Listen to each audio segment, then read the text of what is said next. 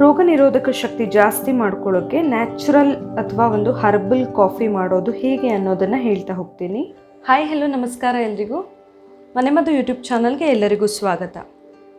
ಇವಾಗ ನಾವು ಹೊರಗಡೆ ಎಲ್ಲ ಕಡೆ ನೋಡ್ತಾ ಇರ್ತೀವಿ, ಏನೇನೋ ಪ್ರಾಬ್ಲಮ್ಗಳು ವೈರಸ್ಗಳಿಂದ ಅಥವಾ ಬ್ಯಾಕ್ಟೀರಿಯಾಗಳಿಂದ ಏನೇನೋ ಪ್ರಾಬ್ಲಮ್ಸ್ಗಳನ್ನು ಎದುರಿಸ್ತಾ ಇದ್ದಾರಲ್ವ ಜನರು ಎಲ್ಲರೂ ಕೂಡ.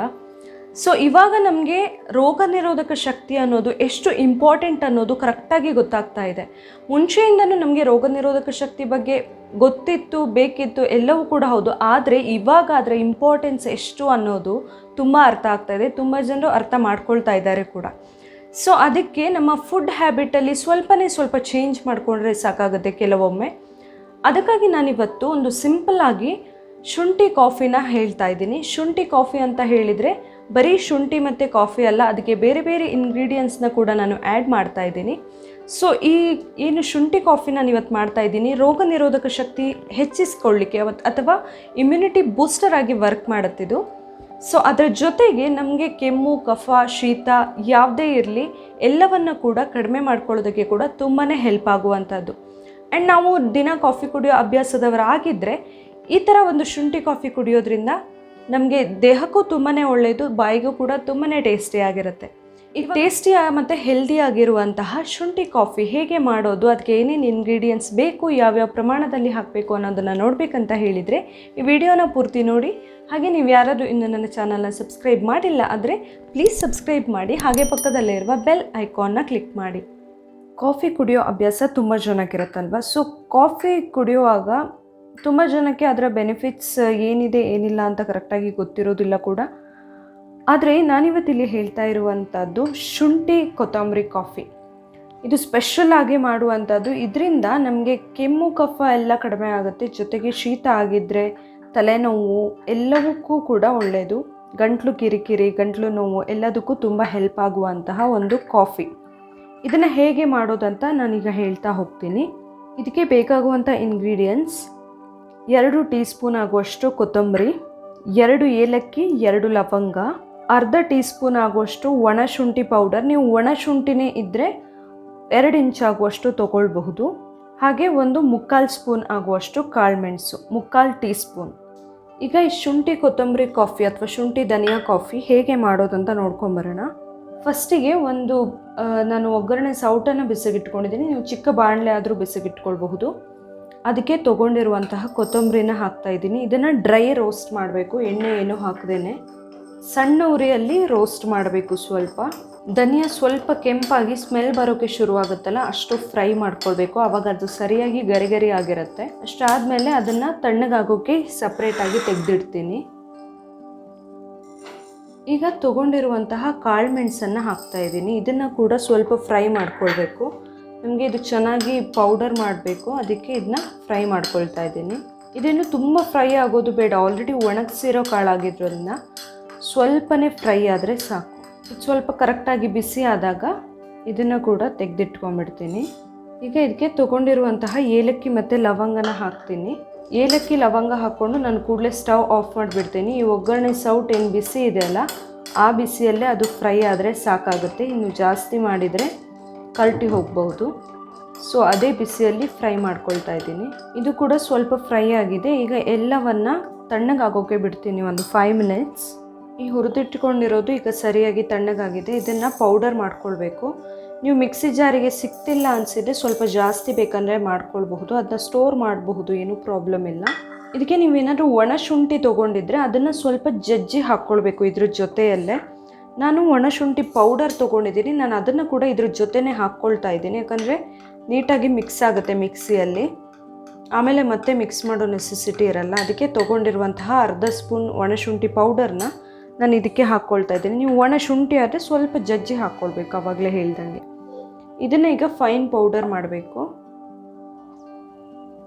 ಇದೀಗ ಪೌಡರ್ ಆಗಿದೆ. ನೀವು ಸ್ಟೋರ್ ಮಾಡೋದಿದ್ದರೆ ಜಾಸ್ತಿ ಕೂಡ ಮಾಡಿ ಇಟ್ಕೊಳ್ಬಹುದು. ನಾನು ಸ್ವಲ್ಪನೇ ಮಾಡಿರೋದು, ಇಲ್ಲಿ ಸ್ವಲ್ಪ ಮಾಡಿರೋದ್ರಿಂದ ಅಷ್ಟೊಂದು ಫೈನಾಗಿ ಪೌಡರ್ ಆಗಿಲ್ಲ. ಏಲಕ್ಕಿದೆಲ್ಲ ಸಿಪ್ಪೆ ಸ್ವಲ್ಪ ಹಾಗೆ ಉಳ್ಕೊಂಡಿದೆ, ಆದರೂ ಏನೂ ಪ್ರಾಬ್ಲಮ್ ಇಲ್ಲ, ನಾವು ಆಮೇಲೆ ಅದನ್ನ ಸೋಸಬೇಕಾಗತ್ತೆ.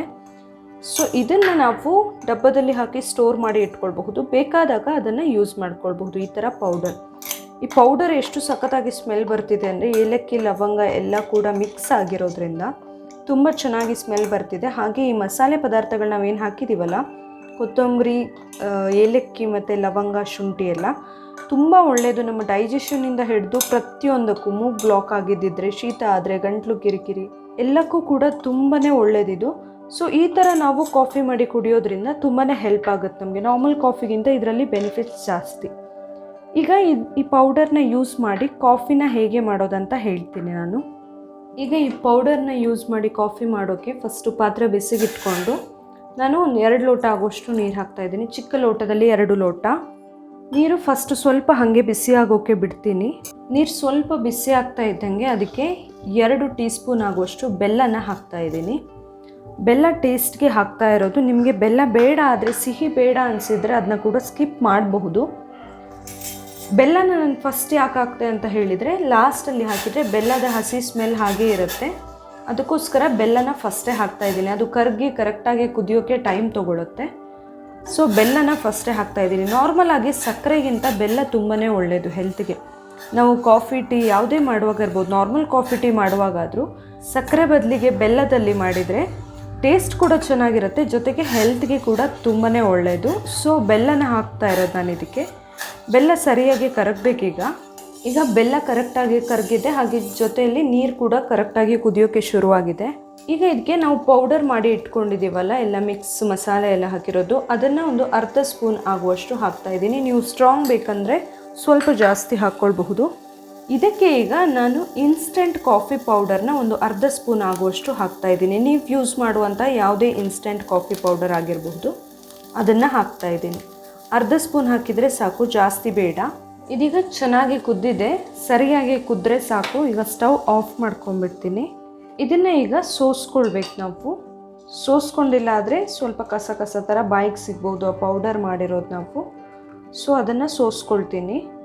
ಇದು ಮಸಾಲೆ ಎಲ್ಲ ಹಾಕಿರೋದ್ರಿಂದ ತುಂಬ ಸಖತ್ತಾಗಿರುತ್ತೆ. ಶುಂಠಿ ಎಲ್ಲ ಹಾಕಿರೋದ್ರಿಂದ ಎಂಥದೇ ಕಫ ಎಲ್ಲ ಇದ್ದರೂ ಕೂಡ ಕರಗುತ್ತೆ. ಲವಂಗ, ಏಲಕ್ಕಿ ಎಲ್ಲ ಇರೋದ್ರಿಂದ ಡೈಜೆಷನ್ಗೂ ಕೂಡ ಒಳ್ಳೆಯದು. ಸೊ ಇದನ್ನು ಹೀಗೆ ಬೇಕಂದರೆ ಕುಡಿಬಹುದು. ಇಲ್ಲ ಆದರೆ ನೀವು ಸ್ವಲ್ಪ ಹಾಲನ್ನು ಆ್ಯಡ್ ಕೂಡ ಮಾಡ್ಕೊಳ್ಬಹುದು. ಹಾಲನ್ನು ಆ್ಯಡ್ ಮಾಡಿದರೆ ಒಂಥರ ಟೇಸ್ಟ್ ಕೊಡುತ್ತೆ, ಇಲ್ಲ ಹಾಗೆ ಕುಡಿದ್ರೆ ಒಂಥರ ಟೇಸ್ಟ್ ಕೊಡುತ್ತೆ. ನಾವು ಕಾಫಿ ಪೌಡರ್ ಹಾಕಿದರೂ ಕೂಡ ಅದೇನು ಕಹಿ ಅಂತ ನಮಗೇನು ಅನಿಸಲ್ಲ, ತುಂಬ ಸ್ಟ್ರಾಂಗ್ ಆಗಿ ಸಖತ್ತಾಗಿ ಇರುತ್ತೆ ಟೇಸ್ಟ್. ಕಾಳುಮೆಣಸೆಲ್ಲ ನಮ್ಮ ಕೋಲ್ಡೆಲ್ಲ ಆದಾಗ ತುಂಬಾ ರಿಲೀಫ್ ಕೊಡುತ್ತೆ ಗಂಟ್ಲಿಗೆಲ್ಲ. ಗಂಟ್ಲು ಕಿರಿಕಿರಿ ಎಲ್ಲ ಇದ್ದರೆ, ಗಂಟ್ಲು ನೋವು ಎಲ್ಲ ಇದ್ದರೆ.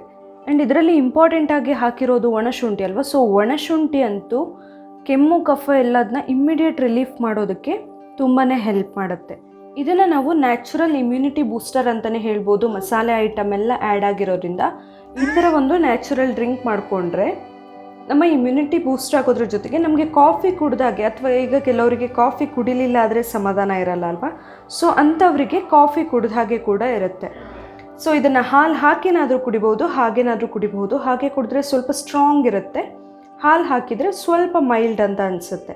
ಸೊ ನಿಮ್ಮ ಇಮ್ಯುನಿಟಿ ಬೂಸ್ಟ್ ಮಾಡ್ಕೊಳ್ಬೇಕಂತ ಹೇಳಿದರೆ, ರೋಗ ನಿರೋಧಕ ಶಕ್ತಿನ ಹೆಚ್ಚು ಮಾಡ್ಕೊಳ್ಳೋಕ್ಕೆ ಇದು ಬೆಸ್ಟ್ ಅಂತ ಹೇಳಬಹುದು. ಡೈಲಿ ಕೂಡ ಕುಡಿಬಹುದು. ಇದರಲ್ಲಿ ಏನೂ ಸೈಡ್ ಎಫೆಕ್ಟ್ಸ್ ಕೂಡ ಇರೋದಿಲ್ಲ. ಎಲ್ಲವೂ ನ್ಯಾಚುರಲ್ ಮಸಾಲೆ ಪದಾರ್ಥಗಳು, ನಾವು ಪ್ರತಿನಿತ್ಯ ಬಳಸುವಂತಹ ಅಥವಾ ಅಡಿಗೆಯಲ್ಲಿ ಬಳಸುವಂತಹ ಮಸಾಲೆ ಪದಾರ್ಥಗಳು.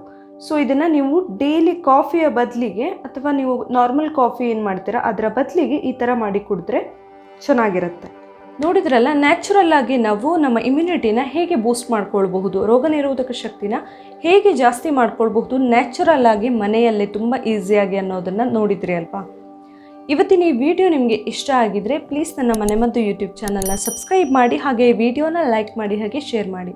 ಇದೇ ತರಹ ನನ್ನ ಎಲ್ಲ ವಿಡಿಯೋಗಳನ್ನು ನೋಡಿ ಸಪೋರ್ಟ್ ಮಾಡ್ತಾ ಇರಿ. Thank you.